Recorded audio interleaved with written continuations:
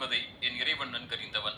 15 ஆண்டுகளில் எத்தனையோ ஏற்றிறக்கங்களை இந்த வியாபாரத்தில் கண்ட நான், நஷ்ட லாபங்களை கண்ட நான், இன்று வரை அந்த வியாபாரத்தை பேணி பாதுகாத்து நடத்தி வந்த போதிலும் இத்தனை ஆண்டுகள் இல்லாமல் என் தனிமனித பொருளாதார வாழ்க்கையின் அம்சங்கள் இன்று ஏன் பொது வழியில் விமர்சிக்கப்படுகிறது?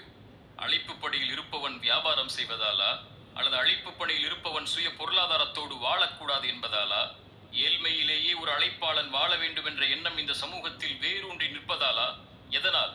இதற்கெல்லாம் பதில்கள் எங்கே இருக்கிறது? ஒருவன் வியாபாரத்தில் உயர்ந்து விட்டாலே இவன் ஹவாலா பணத்தை கொண்டு உழைப்பவன், 3ஆம் தர வியாபாரம் செய்பவன், அவரின் பினாமி, இவரின் பினாமி, அவரின் காசு, இவரால் முன்வந்தவன் என்ற கதைகளை ஏன் எடுத்துரைக்கிறீர்கள்? வியாபாரத்தில் சறுக்கினால் இவன் எதனால் தோற்றான், இவன் தோற்பான் என்று எங்களுக்கு தெரியும், இந்த நிலைக்கு வருவான் என்று தெரியும் என்று ஏன் கூச்சலிடுகிறீர்கள்? எவர் உயர்ந்தாலும் இங்கு யாரும் மகிழப் போவதும் இல்லை என்பதையும், எவர் தாழ்ந்தாலும் பழி போடுவதை தவிர வேறு எதையும் செய்ய யாரும் தயங்குவதில்லை என்பதையும் இந்த உலகத்தின் பாடமாக பெற்று வாழ்ந்து கொண்டிருக்கின்றேன்.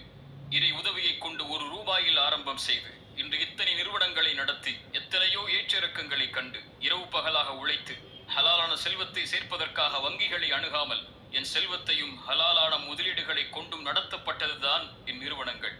இதன் மீது ஏன் இத்தனை விமர்சனங்கள், ஏன் இத்தனை கட்டுக்கதைகள்?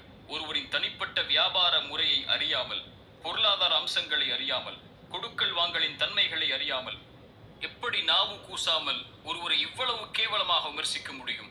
இருவருக்கும் நடந்த வியாபார தொடர்பு என்ன, ஒப்பந்தம் என்ன, பெறப்பட்ட லாபம் என்ன, பகிரப்பட்ட நஷ்டம் என்ன என எந்த அடிப்படை உண்மைகளையும் தெரியாமல் இழிவின் வார்த்தைகளை ஏன் முன்வைத்துக் கொண்டே இருக்கிறீர்கள்?